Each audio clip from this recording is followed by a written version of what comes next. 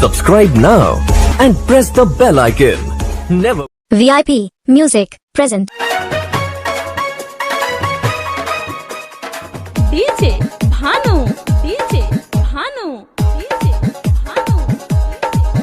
खाली पूजवा पगाना गावतार सन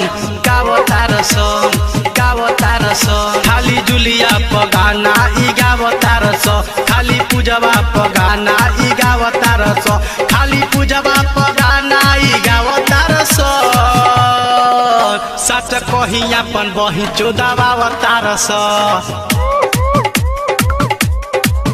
सच कही अपन माई हारावतार सच कही अपन बहिन चोदावतार सच कही अपन माई चोदावतार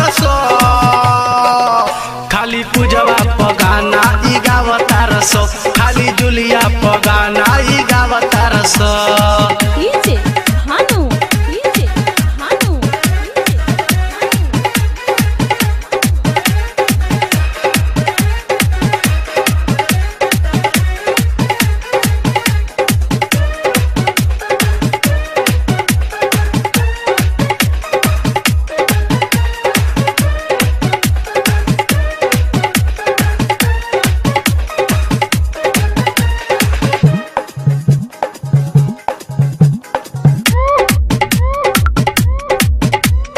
पूजवा के हुके बही नहीं मानस कहनी के बात के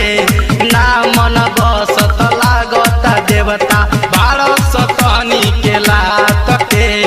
तोरा घर में माई बहिन औरी होई बेटी पूजवा के नाम के कहनी के बनौल सत खेती खाली गनवानु एक ही चोरावतार सो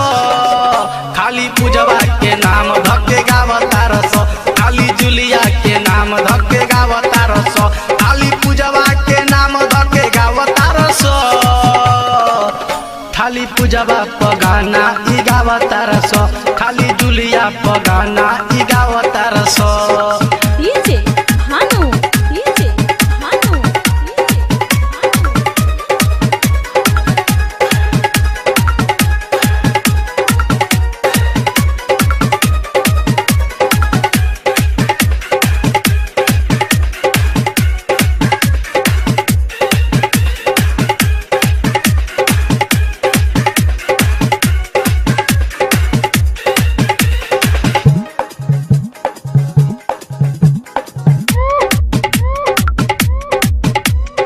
ऐसन गीतिया गाई के सरऊ बनबलो नाये सटार हो गायक अजय के सारी के तहनी के हवा चपकिया सार हो गाना के माध्यम से तहनी के समझाई साच बतिया कहीं खराब कहियो गीता गाई पूरा गीतिया नेट पर चढ़ावतार सो खाली पूजवा के नाम धके गावतार सो खाली जुलिया के नाम धके गावतार सो खाली पूजवा के नाम धके गावतार सो खाली पूजवा के नाम धके गावतार सो खाली जुलिया के नाम धके गावतार सो